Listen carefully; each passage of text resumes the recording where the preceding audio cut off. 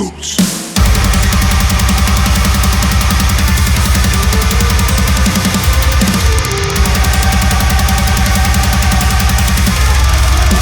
Balrogs and Blastbeats for another week. The nerdiest of nerd, the coolest of uncool.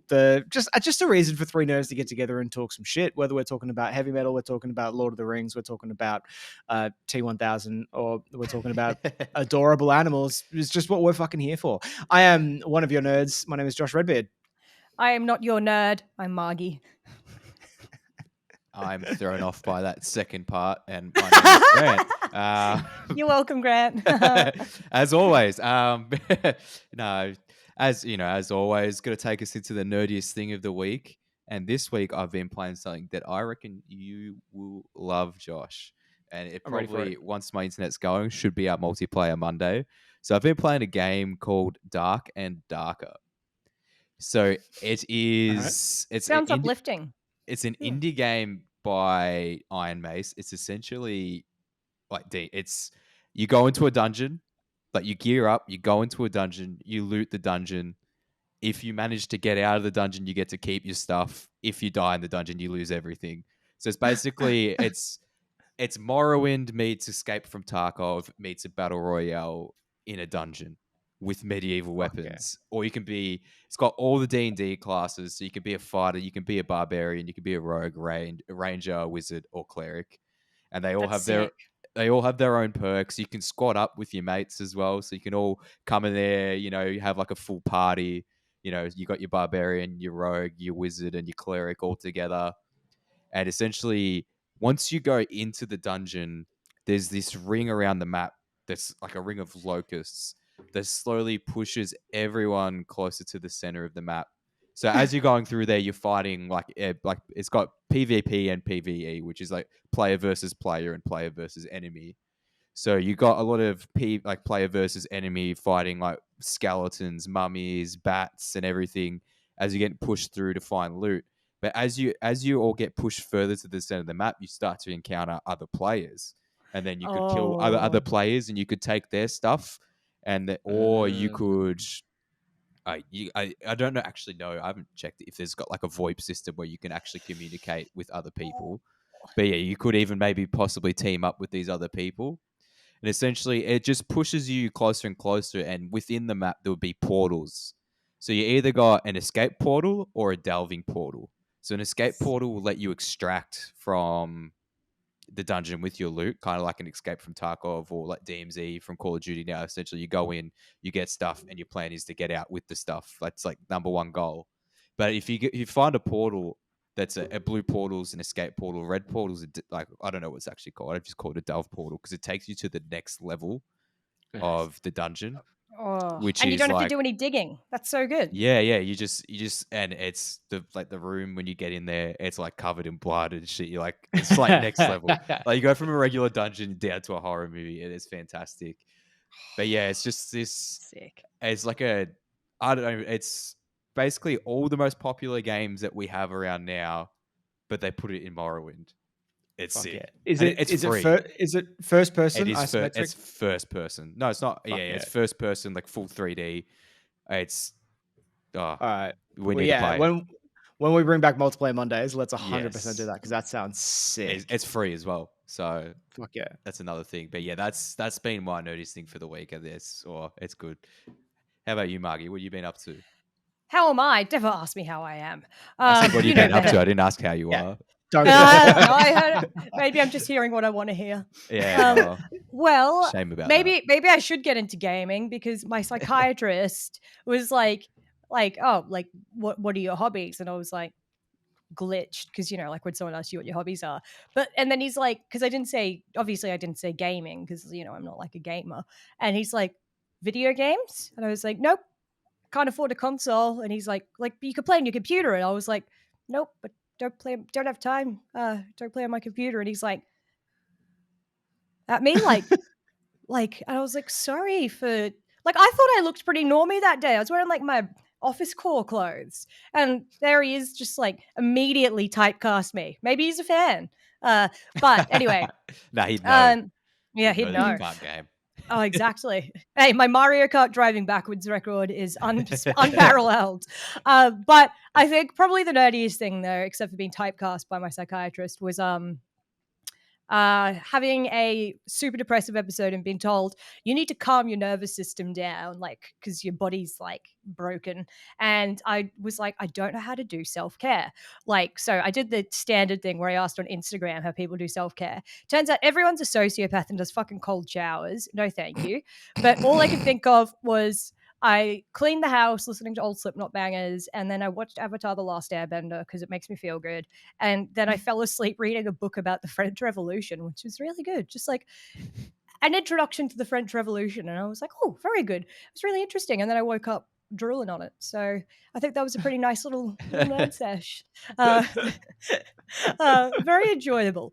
You can see some of the original stones from the Bastille still in Paris. So it's a fun one. If anyone's interested in that. Shame they got rid of the Wonderful. guillotines, though. Or did they? We got to guillotine the rich at some point. So anyway, Josh, you've been typecast. You fallen asleep in books. You playing any cool games? I mean, I've done all of the above. But now this week, I went to a breakfast with a mate the other morning, and then afterwards, it was just kind of like, oh, it's really, I know, right? Nerd. Wild.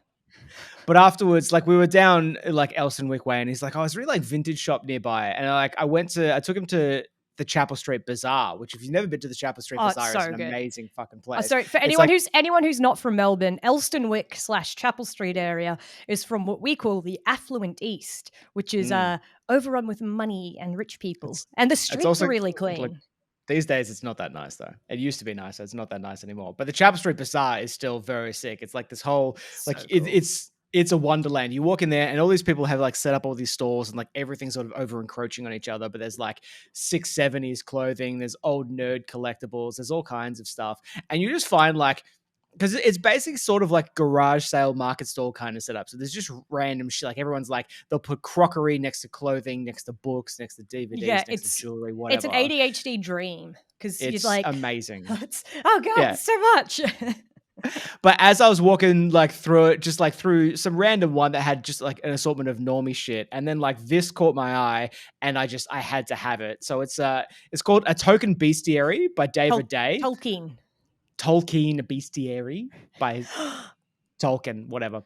But it's a comprehensive comprehensive reference guide by David Day, sumptuously illustrated in color and black and white, to all the living creatures, races, flora, and fauna that inhabited J.R.R. Tolkien's Middle Earth and Undying Lands. And That's so, it's fucking amazing. It's quite literally like the artwork is fucking awesome, and it literally breaks down like the Shadowfax. Oh, hello Shadowfax. But yeah, it's like fucking the 1,000 caves of Menagorth. Menagorth? I don't know what the fuck that is, but the artwork is fucking incredible. That's amazing. That's not 1,000 though. I mean, maybe there's more. I don't know, but yeah.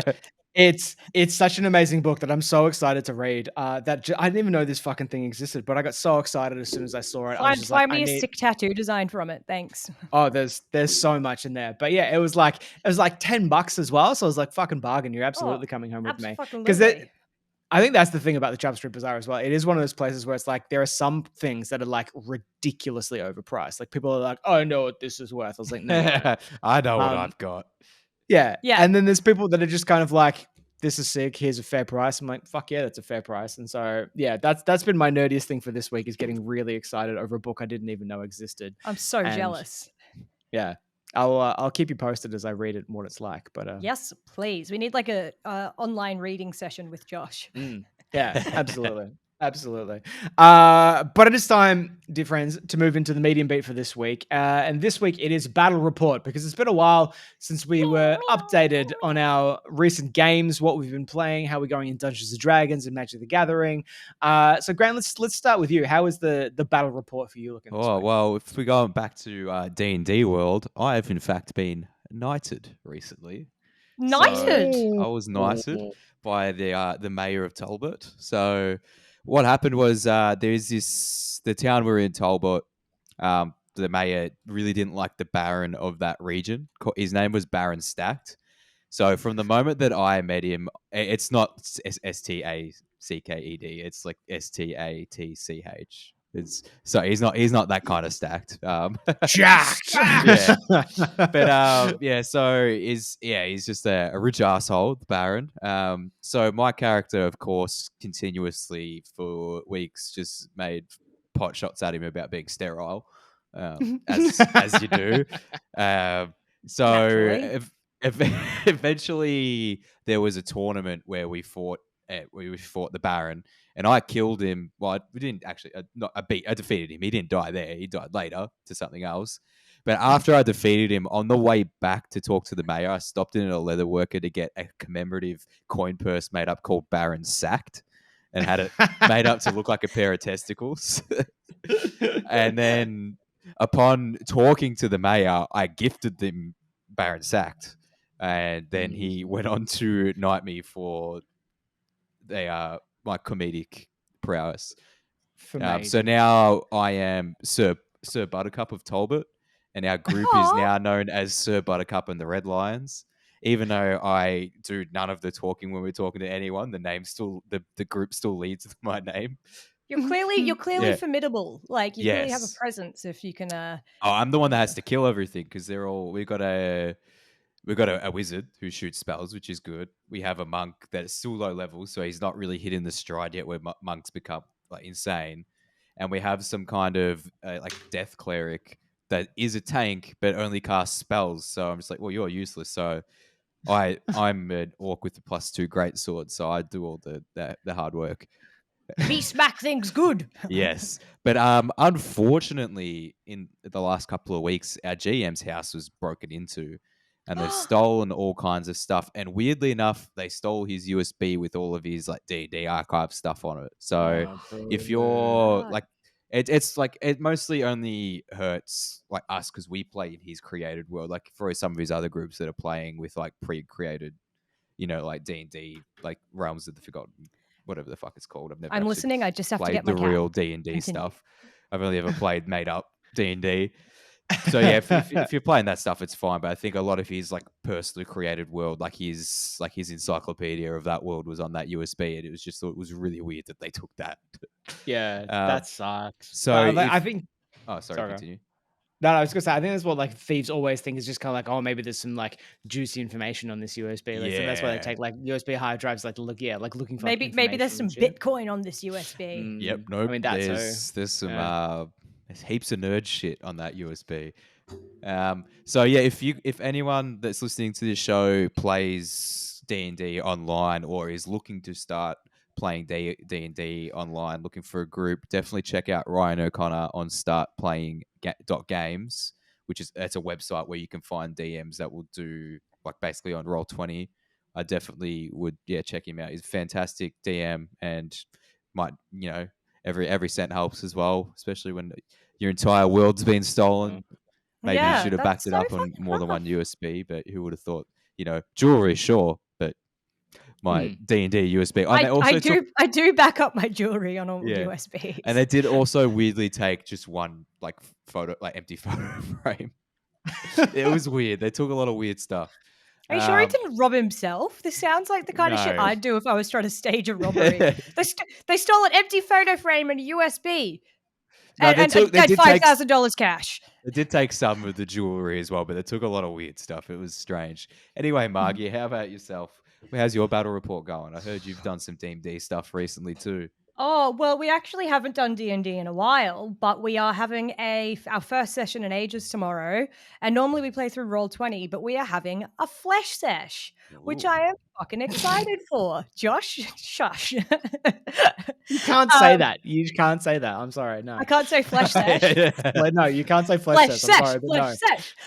So that means I had to find my D&D notes because it had been a while, and it was nearly as bad as the time I tried to find my passport. Chaos. My room is just like knee deep in shit. Well, not shit, but anyway, so so now I get to level up my long neglected druid.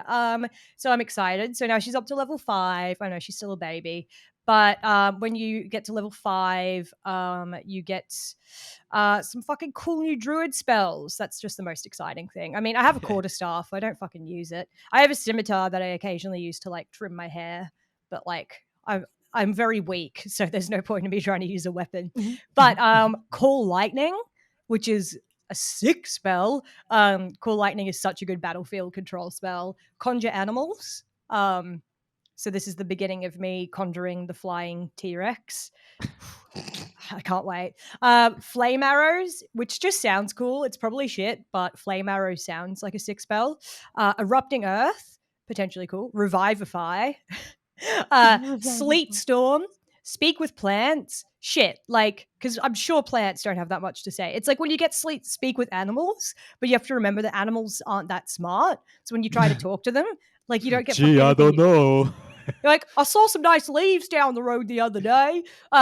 Summoned Fae, which is sick.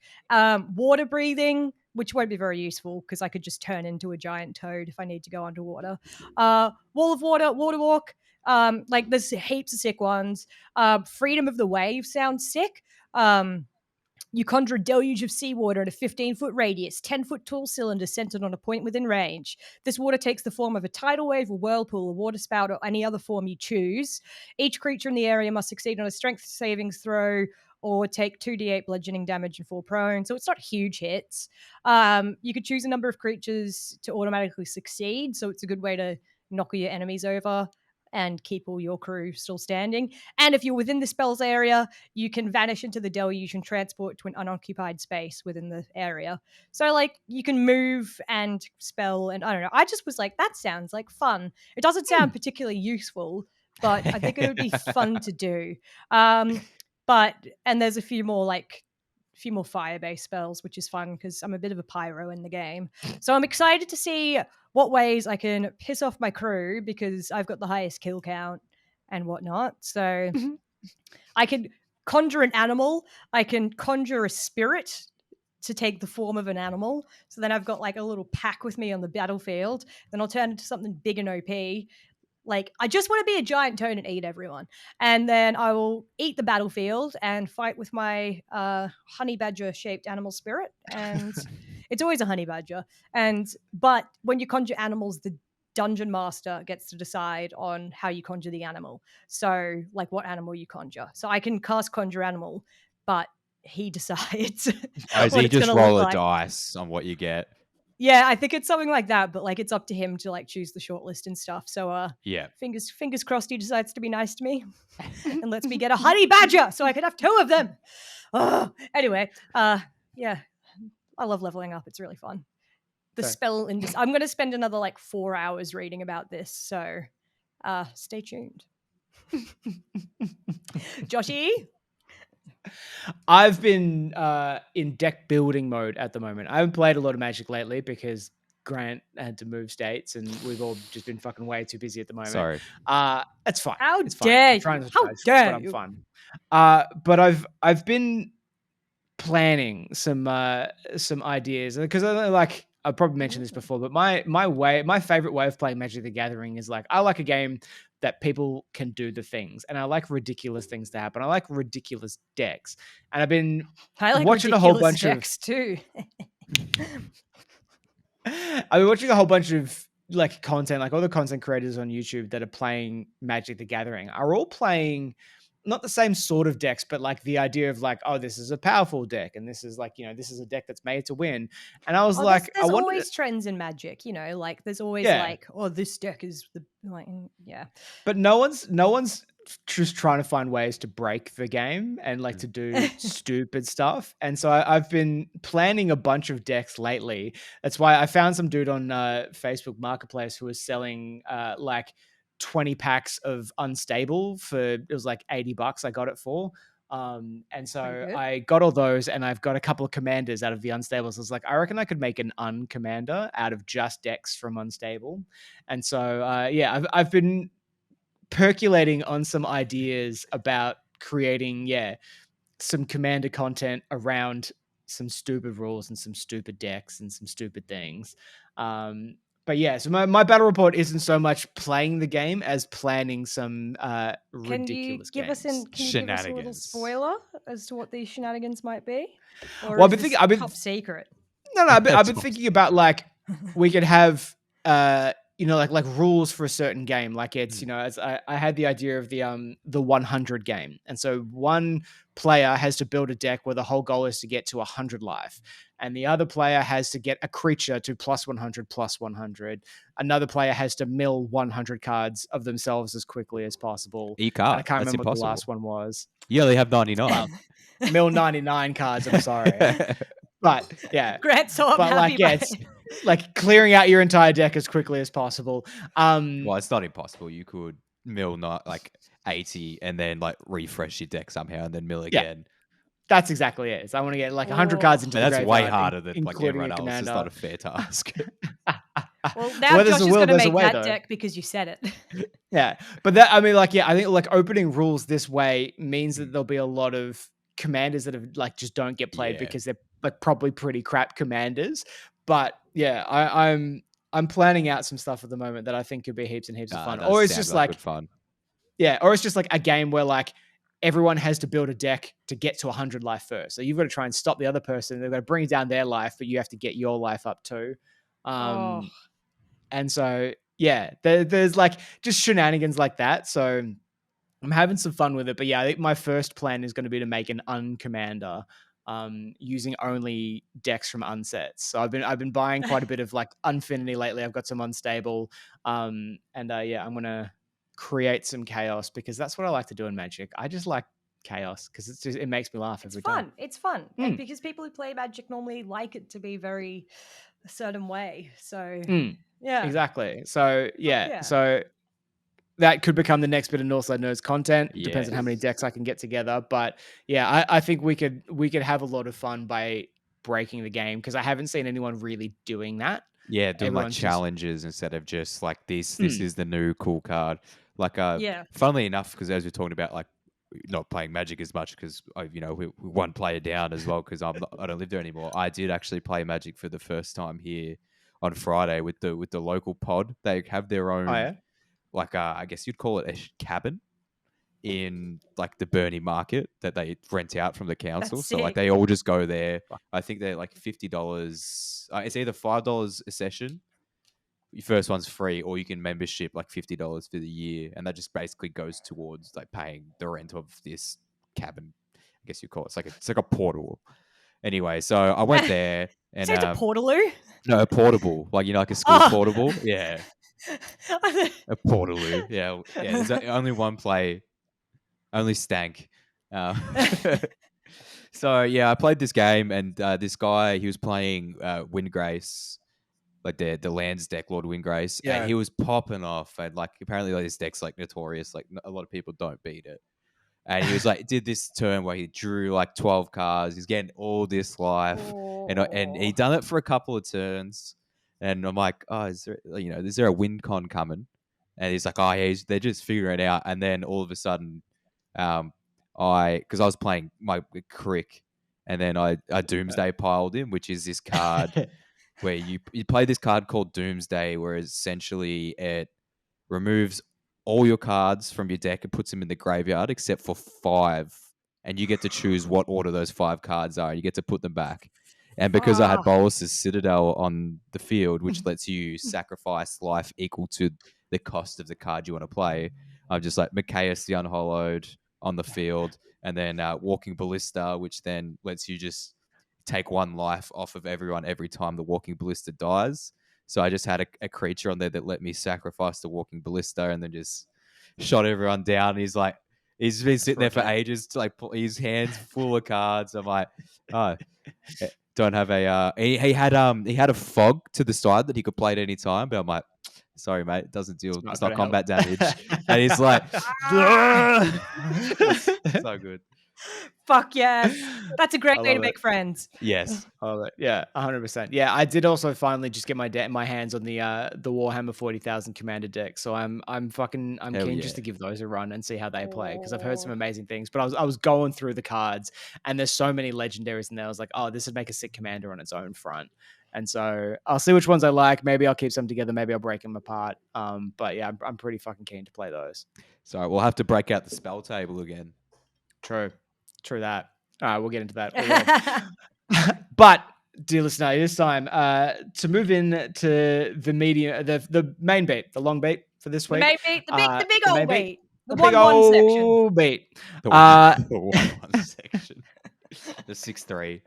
And you might have noticed this episode's called "If I Could Talk to the Animals," mainly because I love Dr. Dolittle, but also because animals, like both, like, you know, creatures as well as half breeds, are such a big part of I don't think you popular could call them culture. half Like breeds. I it's, think that might be a bit of an are out of those- date term. I'm being a shithead. Just ignore me.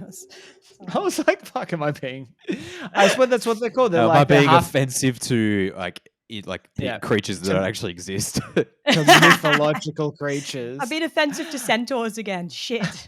I mean, But it wouldn't be like today for people to get upset about on someone else's behalf, especially Yeah. on the behalf of something that doesn't even exist. Yeah, like centaurs and Yeah. shit like that. But I mean, it's hard pressed to go through fucking like any fucking new Star Wars thing that comes out, any new cartoon that comes out. There is some sort of like animal, humanoid creature that existed, really like adds a real depth to the show. Like they often become the favorite part of the show. Like fucking everyone loves, you know, I guess when you're young, everyone loves Brian from Family Guy, and then you realize he's actually just a massive piece of shit as you get older. Oh, It's like, oh no, so you actually shit. suck as thing. But yeah, when you're young, you're just like, oh, Brian's fucking hilarious. You know, it's Roger and American Dad plays exactly the same character, but he's just Yeah. fucking funny as crap. He's an You know, alien, so yeah, Chewbacca, all that kind of stuff. And so like, yeah, I thought it'd be interesting to kind of open up discussion as to like why we love these sorts of things, and especially the cute ones. Where we're gonna take a look at the science of cute in this episode. But I kind of wanted to research first where hybrids actually came from originally, and it turns out that they have been when around. a human loves a horse very much. Sorry. Been around for a very, very long time. You know, like they actually date back to the Paleolithic era. So you're talking anywhere between 12 and 50,000 years ago. There's cave paintings and they stress that these aren't supposed to be representations of mythology, but rather depictions of shamans acquiring, you know, different, you know, powers from animals, so to speak, you know, and then you can kind of trace the art of that like through the Neolithic area, through like Neolithic Europe, and then obviously it took major hold in ancient Egypt, as you know, we saw like the ancient Egypt pantheon of gods and the Middle East, so like you know, Mm. Assyria and Luia and stuff like that, so those sort of areas as well. Yeah, 100%. Yeah. And yeah, I found the word that I'm going to pronounce. I'm going to butcher this. Theriocephaly, which is the Greek word for therion, which means beasts, and kephale originally, but cephaly in this respect, meaning head, which is literally beast head, which I think is like is a great term for a thrash metal band. But yeah, it's called theriocephaly. It turns out It's like probably already there. Yeah, it's probably when I was gonna say, when I was Googling theriocephaly, there's a lot of like metal sounding bands that have written songs about it. So shout out to power metal. And there's for definitely a band called Beasthead. that. Beast head. That's Well, sick. I'm assuming it's a band. I don't actually know if Yeah. I mean, it's metal. probably. But Egyptian gods, like, because I think we're more familiar with them, you got so many who've got fucking animal heads. Anubis, Horus, all the other ones. I can't fucking Slifer the Sky remember. Dragon, Horus, Osiris, Obelisk the Anubis. Tormentor. Ra. Yeah, like they all just have animal heads, and it's just they were nonstop. And I mean, like, I guess that's where like a lot of, you know, fantasy and fiction writers took from originally. Like religion and mythology have obviously had a huge impact on popular culture, both, you know, like classic fantasy as well as more modern day stuff. You know, it enables us to play as fucking badass druids because some dude drew on a fucking cave, you know, Yeah. 12 to 50,000 Do you know it would be years ago. hilarious though if all this happened just because someone was shit at drawing? Like they're just like, we're like, oh, this must mean that. He's like, actually, no, I'm just not very good. Tried to draw a normal person's head and instead drew what looks like a bull, and Yeah. like try and draw ears, and they ended up being horns. And yeah, and Well, nowadays we're just like analyzing it. Some of the names are the Irma Lulu, or known as which translates as Lion Man. He that was a guardian spirit in Mesopotamian mythology who was a guardian of bathrooms mostly. Kind of a shit job. I see what you did there. But even in like religions that are still around today, like, obviously no one really practices the ancient Egyptian belief system. Maybe don't think so. Like Hinduism, not seriously, I'm sure. yeah, Hinduism has Ganesha or Ganesha, the elephant-headed god of wisdom, knowledge, and new beginnings. Vishnu took like his first 4 incarnations as human-animal hybrids. So he did a human with a fish's body below the waist, a human with a turtle's body below the waist. It's like half shell. I don't know. A human form with a boar's head and a human form with a lion's head. It just makes me think like, which way would a human turtle wear its shell? Like, those memes, like which way would a spider wear its pants? Which way how would you wear a half shell? And obviously even in the Greek mythology, like I'll talk about some of their mythological creatures at some point, but like even Zeus turned himself into a swan to go have sex with Leda. And I'm like, what would have been easier if you turned yourself into a hot man or a hot woman to go like, but no, you had to go have a sex with her as a swan. They have some of my favorite paintings are Leda and the Swan. Yeah. They always like take such care. You're playing the DLC from Witcher 3 where there's that like I can't remember her name, but she's actually secretly cursed to be a swan, and like at night, every night she turns into this swan creature. I can't remember which. Oh, really? Are you sure that's not the one who turns into the what's it called at night? It's a duck. Fangy. Oh, a duck. There's a big difference between a swan and a duck, isn't there? No, like a little bit. It's just a height difference. One's ugly and one's not. Isn't that what they say? One's super aggressive and one's not. Swans are dicks. Fuck, so angry.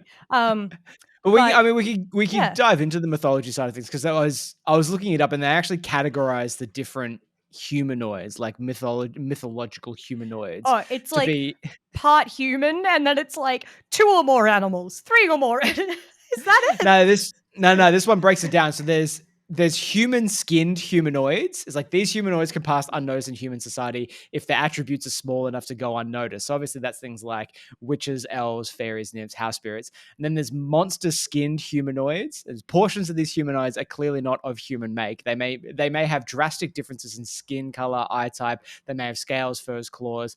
The example that they give is the Kyubi no Kitsune. Is that Japanese sort of like fox human creature. And there's monstrous humanoids, and like these humanoids are likely to instill fear and revulsion. They may walk, talk, and think like a human, but they're obviously not human, like demons, vampires, blah blah blah.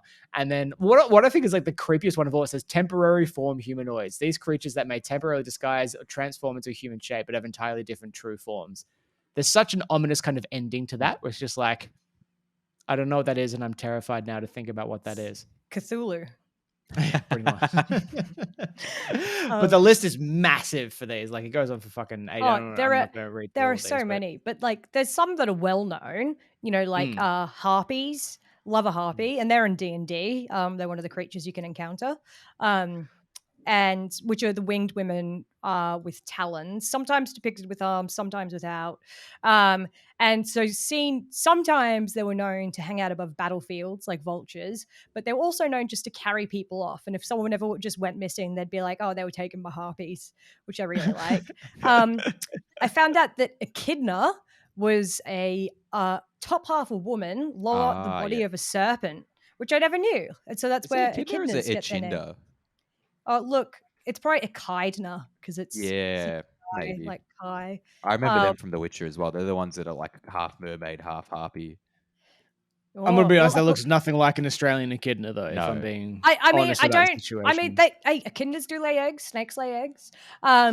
I found one that I really liked of evil mermen, because there's not enough, like, half, everything's half female, but I was like, give me a half male. So I found one in Pacific Islander mythology, the Adaro, who were evil mermen who had the overall shape of a human male with gills behind their ears and a shark-like dorsal fin on their backs. So, they kind of pass. Then they had fins for feet. Okay, maybe less easy to pass. And a spear growing out of their head. And they were known to kill humans not using the spear that grew out of their head, but by shooting poisonous flying fish into their necks. No, so that's smart, because you look at him, he's like, oh shit, I gotta watch that spear. Then he's just like, so sucks yeah, you and in. then because like, obviously there's Greek, there's Egyptian mythologies, there's like the Mesopotamian, it's even in like Pacific Islander, Japanese mythologies, it's all around the world. So I nearly feel like when they were creating mythologies, it makes sense though, because it's the easiest way to make something fantastical when, pre CGI. You're there like, man, imagine like, oh, like if like that monkey had wings. Whoa, fuck. Like, and then the Wizard of Oz was birthed. Yeah, but like, exactly. Imagine if that or- lady couldn't touch water. yeah. Or what about like kappas, which are the Japanese ones with the legs of a frog and the head and the shell of a turtle? Like, that's fucking, That's just like, it's just gnarly. weird. They're just pointing at things. Like, because, you can have mashups of different animals, like a skvada or skvad, I don't know how you'd say it. It's a Swedish one, which is a creature with the forequarters and hind legs of a hare and the back wings and tail of a female wood grouse. So it's like a Oddly rabbit specific. bird. yeah. And I was like, That's very odd. yeah, like some of these are just really specific, and like chimeras don't make any sense because they're like head and front legs of a lion, and then the back legs of a goat, and then the head of a snake for a tail, and it could breathe fire from its lion's mouth. It was like, They also What? have wings as well, don't they? Chimeras yeah, have they've like got big eagle they've wings or got something wings, like that. yeah. No, So isn't it's that like, a griffin? I don't think chimeras Oh, have that- wings. I don't know if chimeras are winged. I can't remember now. There is actually But, like- interesting the backstory to how people believe that griffins are rocking around in our culture today. It's a very interesting on. story.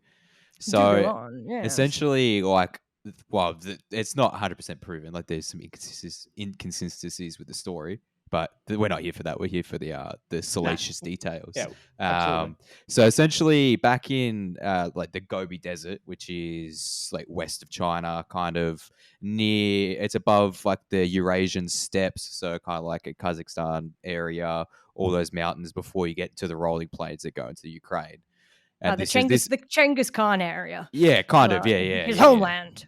So, like, the reason why I have to explain all that area further on is it makes it is part of the story later.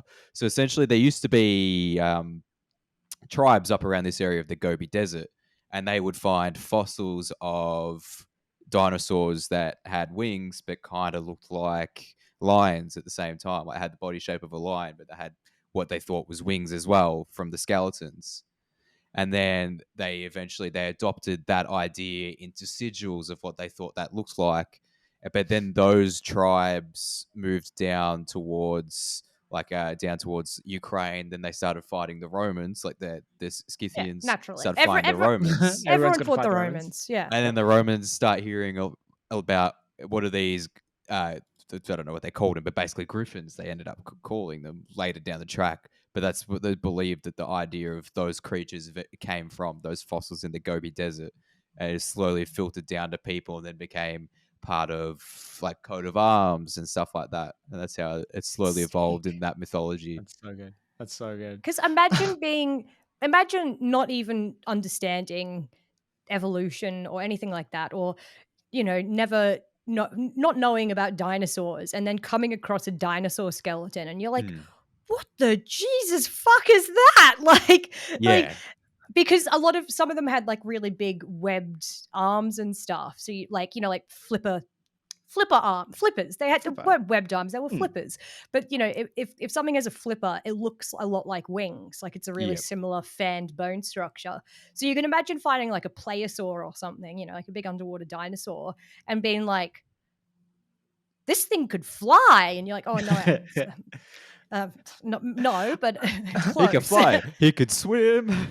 I also love though. It's like, it's like, oh, but it's like, it's great that we have like, we have more education these days. We have more science, and so we know these things aren't true. But like, people still believe that like drop bears are a thing. And so it's like, I think people just love a story. And so I wonder how many people like actually believed in the griffin, and how many people like, I'm going to tell this story and fuck with people. Like how much of like, 100%. how much of history is because of that? It's like people believe it. It's like, oh my God, that thing actually exists. It's like, no, some dude was just like, I'm going to fuck with these people. Just it's going to takes be very, very one funny. bored traveling merchant. Or it just takes one dugong / manatee, and then people are like mermaids. It takes one a little bit sexy. One horny dude with bad eyesight. Yeah, like, one horny dude with bad eyesight. He's like, oh yeah, that's a pretty hot bird. They're like, she got a bit of a beard, but yeah, all right. But I love, because like all the creatures we've been talking about so far are like terrifying creatures for the most part. But then obviously like the flip side is the other thing that we like is like fucking adorable things, as we see in a lot of like pop culture these days. It's just things that are fucking cute. And I found an article literally called The Neuroscience of Cute, which kind of like talks about why we as humans do and like, like things that are cute and gravitate towards cute things. And it's it was like the professor's name is the professor of neuroscience at the University of Oxford and Aarhus in Denmark. His name is Morten Kringelbach, which is a great name. Very good name. But it's like, ultimately, this cuteness response is an important adaptation for us. Without it, I simply don't think we'd survive as a species. Human beings have a response to what we call cuteness as we come into the world too early. We're not quite cooked. Most animals can immediately get up and walk around after birth. We can't. We need a lot of care and to make sure our young are appealing enough to receive it. So basically, babies are cute because if they weren't, we'd be like, ew, I don't want to take care of that thing. And we would have just dumped them a long time ago, which I found great. But there was a really interesting part of this article as well. Is because he goes on to say, I've seen a lot of men who will say, I don't find babies cute. In fact, as part of experiments, men are significantly less likely to say they find a certain baby cute. But things change if you put men in a game where they have to use a keyboard to keep a picture of a baby on the screen. A new picture shows up if they fail. He said there is no difference between men and women in this study because both didn't work too hard to keep a less cute baby on the screen, but worked hard to keep a cute one. Men and women performed proportionately in this respect, and studies have not found differences between the brains of men and women to infant faces. And so it's like, even men will try and keep a photo of something cute on a screen, and when it's ugly, we're going to go, no, that can go away. That's like so that. Good. Because, yeah, it's like, but they say that the baby feature, so Konrad Lorenz, that's a pretty good name, was an Austrian ethnologist and zoologist. And he was the first to suggest that all infants have certain features in common that are universally appealing. So like, big head relative to body, chubby cheeks, high forehead, small nose and mouth, rounder bodies.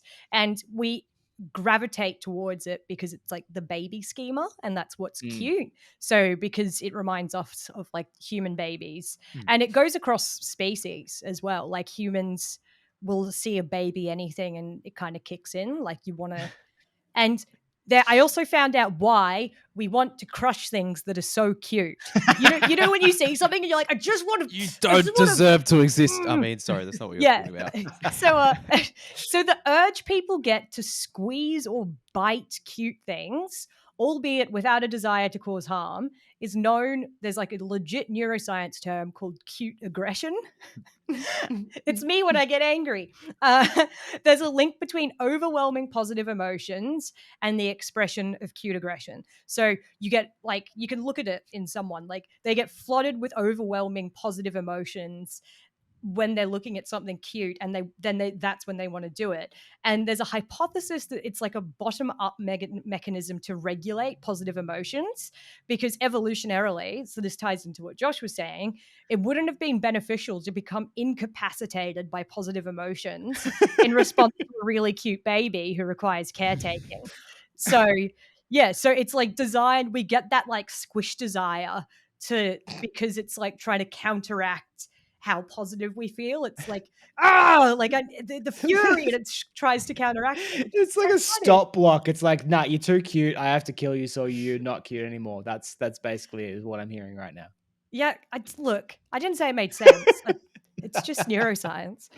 And I did find one interesting study, one more, that this is a sad one, but I think it's kind of gets us onto their representation in pop culture, is the presence of animals like elephants, tigers, lions, pandas, and stuff in pop culture actually skews the public perception of how endangered the animals really are.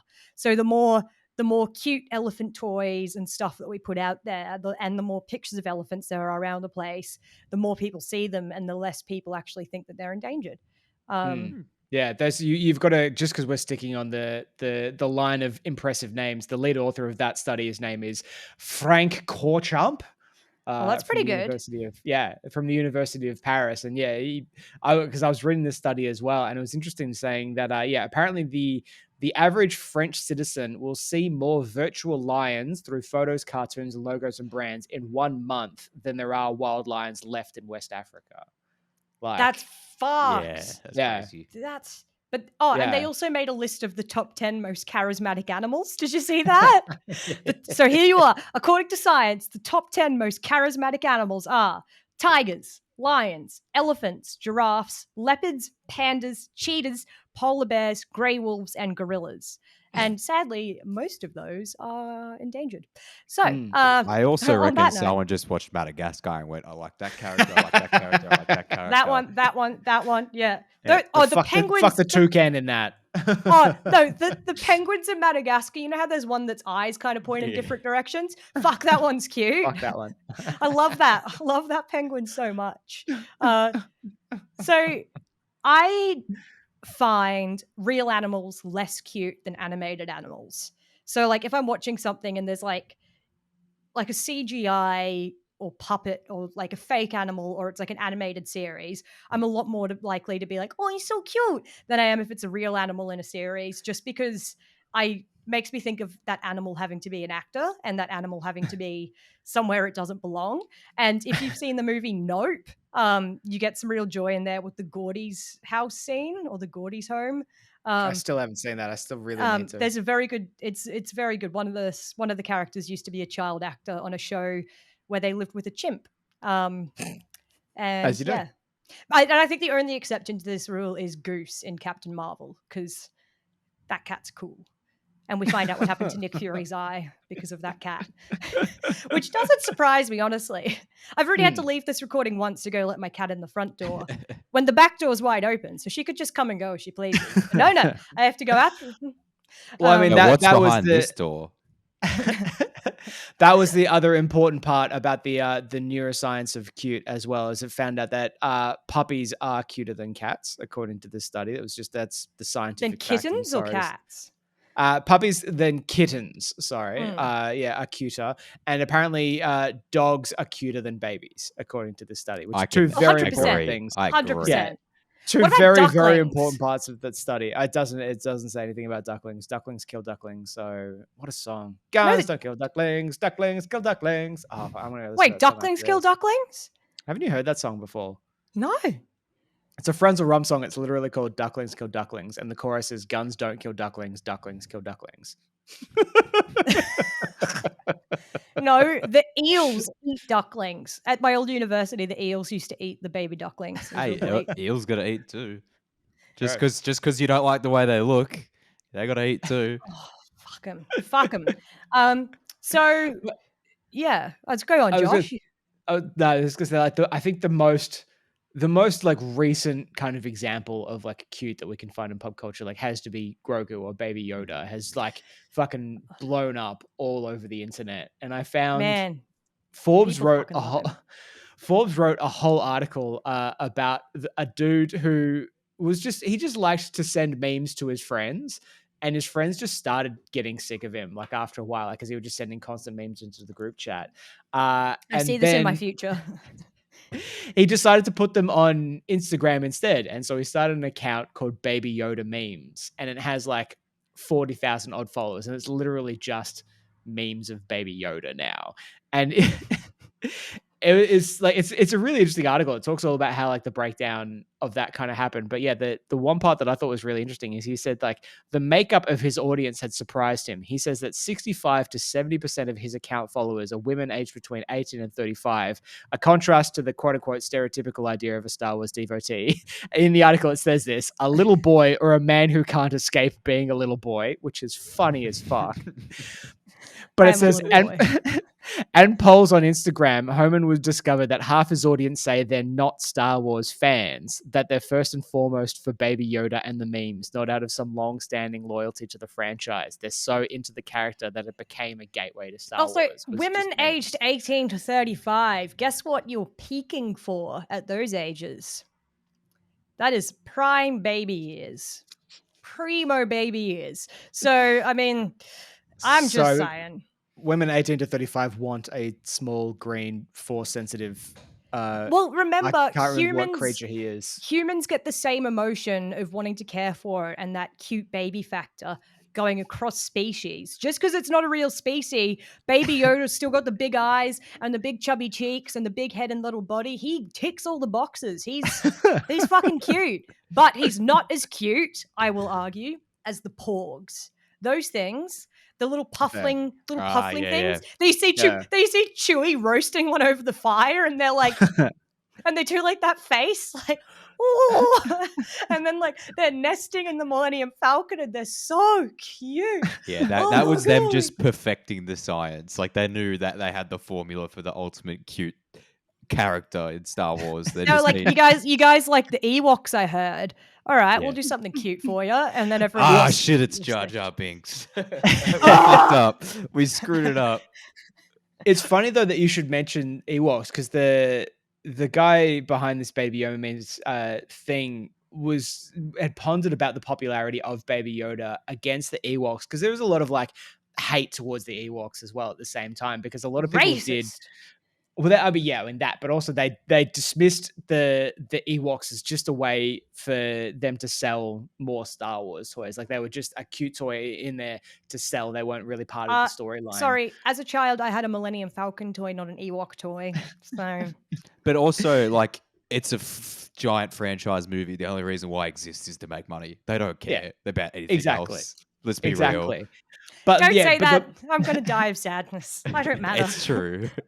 My money but the marketing around Return of the Jedi was heavily Ewok focused as well. Whereas it wasn't like they didn't really market Baby Yoda. They just let the internet do its thing in this particular way, like through meme accounts like Baby Yoda memes, because they knew that people would, if it came to them, what people felt like naturally, like it is that sort of like guerrilla marketing technique of like, we're just going to put the thing here and you're going to do with it what you will. Different time really period too. Like, very, very different. But you could argue that maybe the reason why they use the Ewoks so heavily in marketing is because it's the first of the Star Wars movies to be released where they had a heavy interaction with the local population that wasn't human. Because everywhere else they went, pretty much everyone's human. I mean, you see a few Tusken Raiders, you see a few Jawas who are apparently really hairy.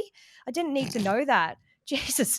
But like, you know, it's their first time interacting with an alien race. And it just so happens it's a cute alien race. Which I find is hilarious because you're like, oh, gross that the Jawas are hairy, but Ewoks. Oh. I've always known Ewoks to be hairy. Jawas always. Or are you imagining like a gross, like super hairy man, like skin hairy, not like fur? Is that what the problem is? I don't know, because I might be cynical, but I reckon the reason why they had the Ewoks to the forefront of the thing of all the marketing is because the first Star Wars movie came out in 1977. It was 6 years until you got like episode 6, which means key demographic, we need to bring in a whole bunch of new kids because this is a movie for children. Don't forget about that.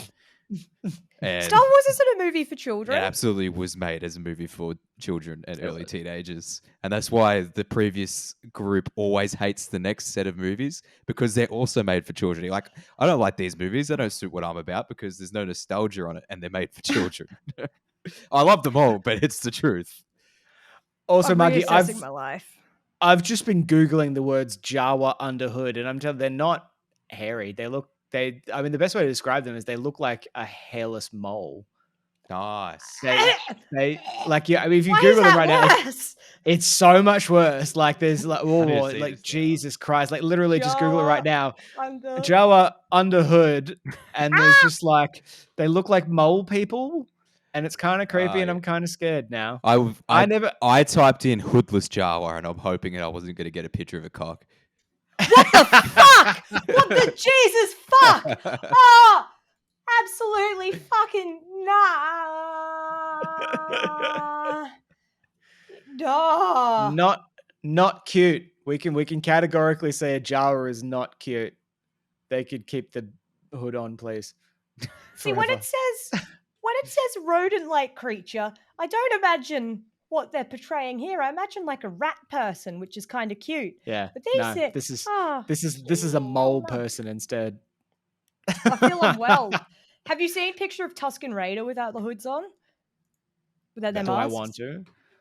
There's I'm only gonna have one to- portrayal in one comic, but yeah, you should have a look what Tusken Raiders look like without their Right, now I have to masks. Google this as well.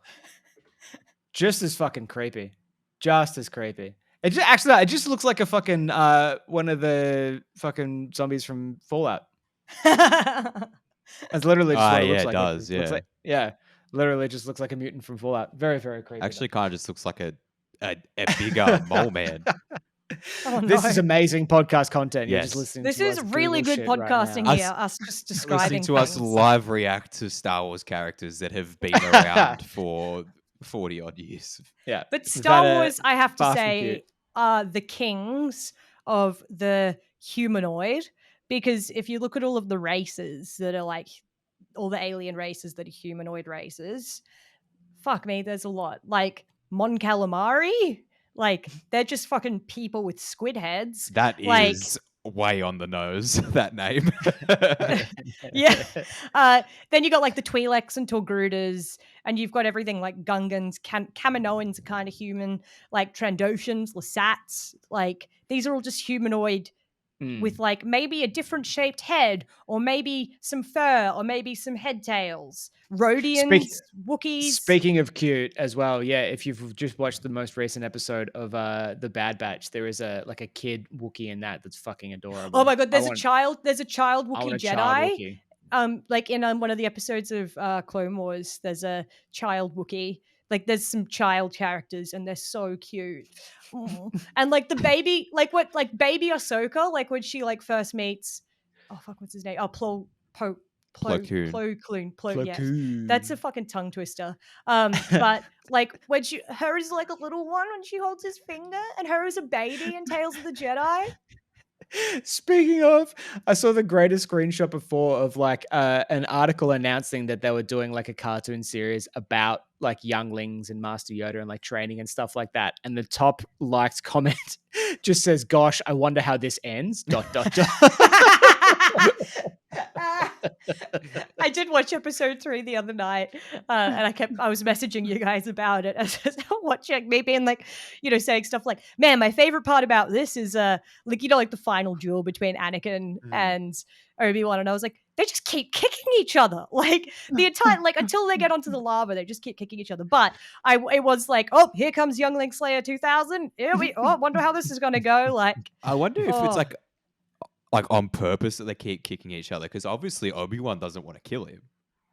And I wonder if like Anakin's still like not quite sure that he's in on this. Maybe that's like the behind the scenes influence, or why they just keep on booting each other and not actually trying. Nah, I reckon it's because they both knew how each other fought so well Yeah. that they just kept having to do Out of the box shit that you never do in a lightsaber fight, which is get another limb involved. Which Like, is maybe why the high ground worked, because everyone else that Obi-Wan has killed has actually been from the low ground. He's like, I'm on the low ground now, I got him.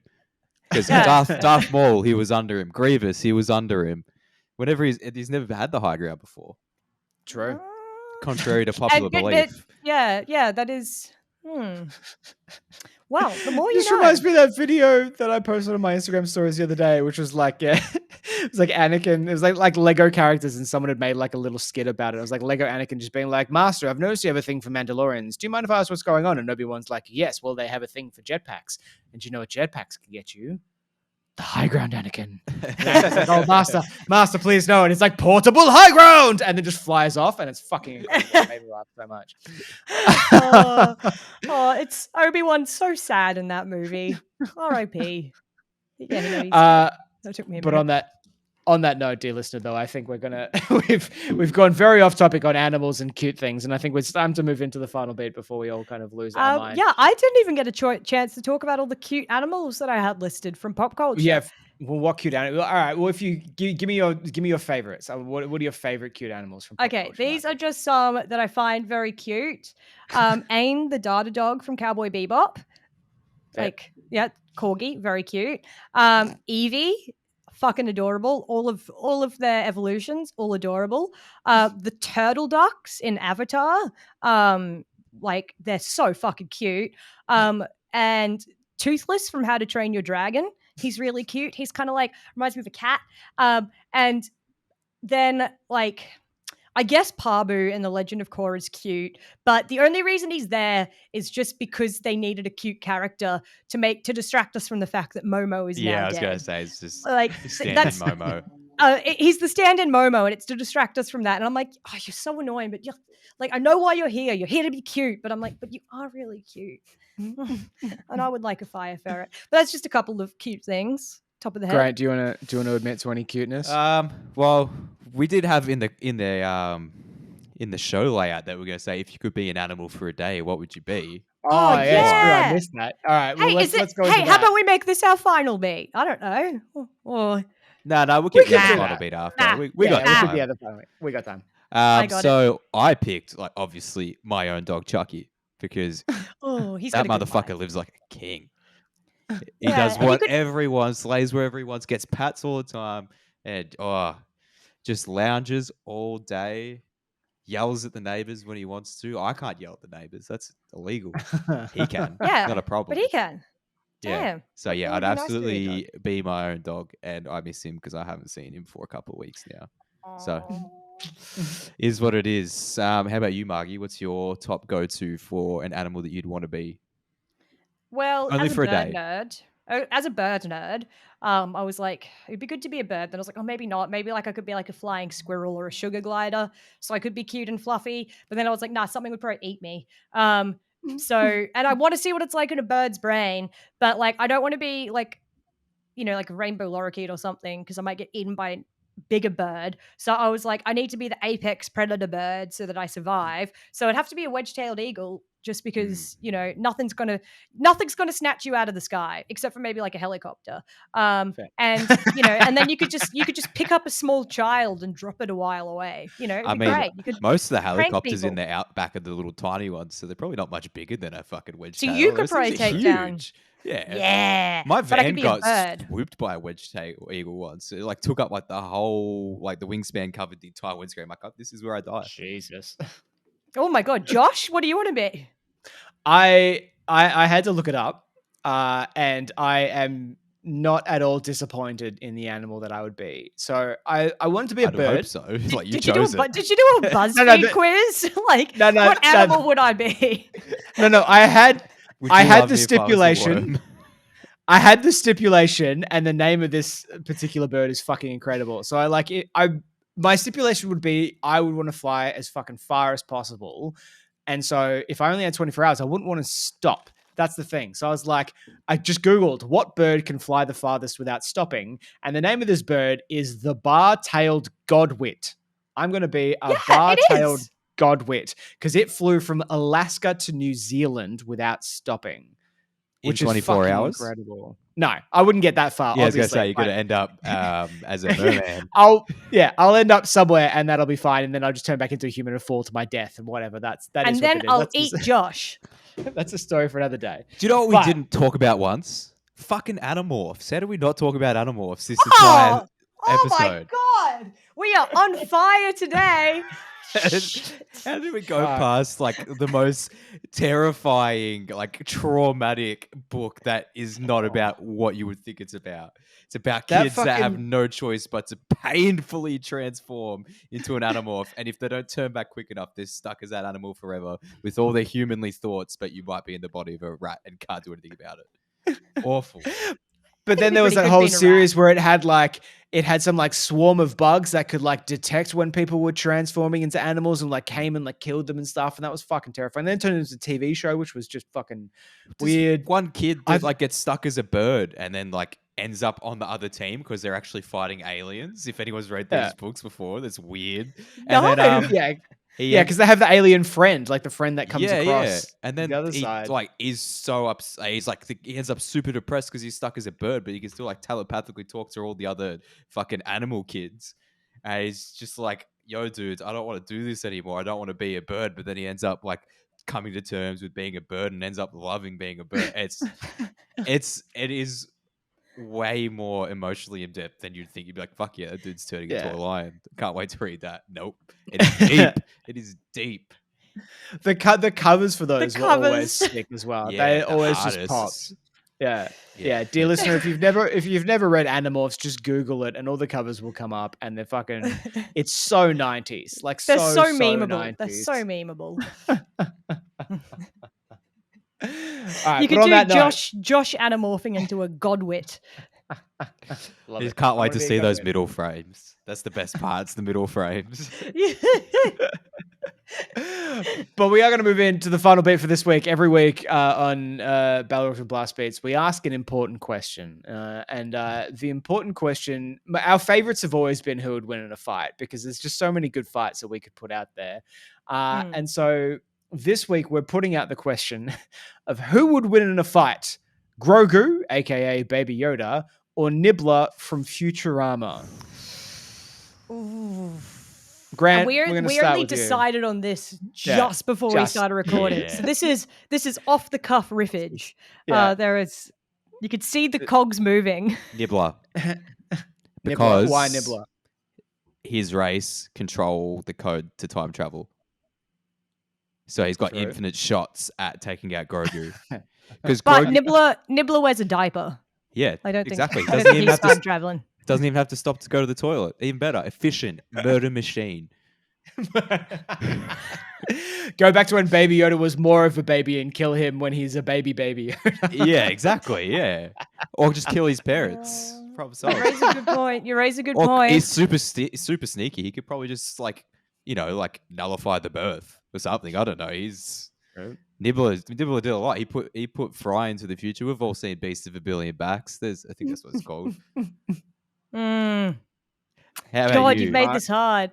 Because I was thinking, because Baby Yoda's so strong in the Force or some shit like that, that he'd probably be able to do lightning hands, because we learned from the new trilogy that like good people can do lightning hands too. And obviously in the first 3 movies, Yoda just catches lightning and he just like lobs it back. So he's pretty cool. So like I reckon Baby Yoda could theoretically electrify Nibbler, but I don't know what electricity would do to something that shits out dark matter. So there's the question.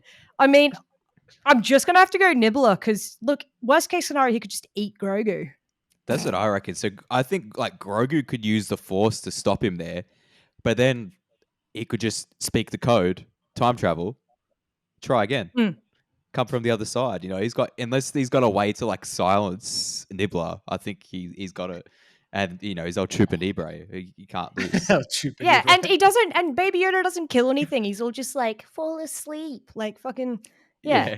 He's not going to kill him. Nibbler, ruthless, diaper wearing, cape wearing, Unless time you're a traveling. giant brain, that's going to leave for no reason.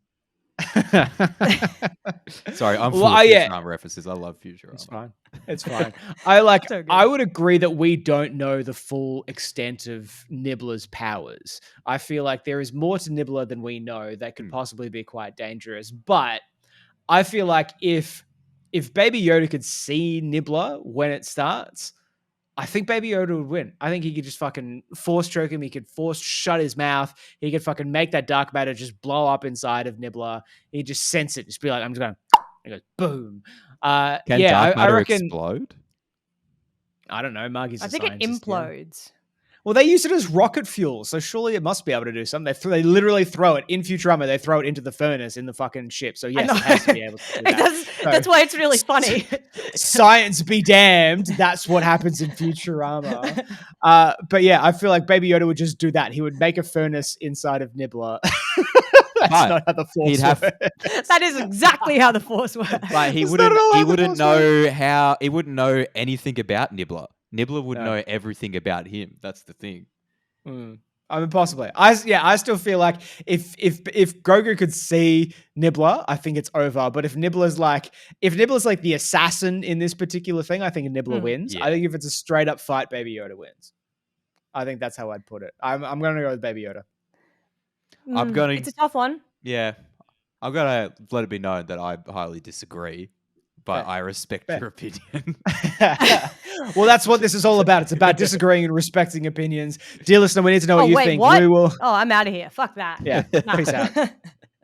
Every Friday on the Northside Nerds Instagram and TikTok, I post a well-edited version of this question and ask you, who do you think would win in a fight between Baby Yoda and Nibbler? Leave your thoughts in the comments below and let us know who's right, what kind of powers you think Nibbler is hiding, and how powerful Baby Yoda will end up being. Go back and answer. Is Baby Yoda Palpatine? Because one thing I've learned is that Palpatine is everywhere. Well, I mean, they do suggest that Baby Yoda is a clone, and we've seen one clone of we haven't seen a clone of anyone else apart from Palpatine, so maybe it is just another Palpatine. Darkseid! Yoda. Galaxy brain. And he chose not to be a Jedi, but to go run around with a bounty hunter instead of actually like training in how to be good. Fuck. What a fucking I mean, twist. how to what metric do we just decide that like Jedis are good though? Because they sit back and say, "You suck," and the world will sort itself out. They don't do anything. Like, they're not objectively good. If anything, they're neutral. Apathetic more than anything else. They're actually. The apathy is strong in you, Padawan. Yeah, they're like religiously fanatic neutral. Like they're not good. They think they are. That's the problem. Fuck, clerics much. Yeah. I think we could do probably a whole episode on the politics and philosophy of the Jedi Order, and maybe we'll have to, because that'd be exceptionally nerdy. Oh, well, they're making the High Republic show, aren't they? Or something? Yes, keen for that. Yes, to commemorate the High Republic. Very exciting. Very exciting. Also, Mando's soon. Mando in 2 weeks. I have something to live for. Ant-Man's in 5 days from by the time this podcast comes out, it'll be out, but very excited for Ant-Man. I'm very excited for Ant-Man. Gonna be fucking good. Fuck you both. Fucking comic book nerds. Fuck you too. On that note, dear listeners, we love you. Go be nerdy. Go peace, loving Jedi. Live fuck long it, man. Fuck Ant-Man. Actually, no, Paul Rudd's alright. He's pretty funny. Yeah, we like Paul Rudd. Do you know I found out the other day it was apparently Joseph Gordon-Levitt was supposed to be Ant-Man before Paul Rudd? He's not funny. Nah, I don't think it would have worked out. He's just like one of those. He's not funny. Yeah, no. He's just like, oh, I like that guy. He seems nice. He's that dude. He's like, yeah. He looks like he'd play a ukulele. I'll let him babysit my child. Yeah. Just turned into a slapdown on Joseph Gordon-Levitt, and that's I like him, but he just he's a bit vanilla, I think, to be Ant-Man. Like, especially like a character that is like a criminal by nature. That's the end of the podcast. That's all there is.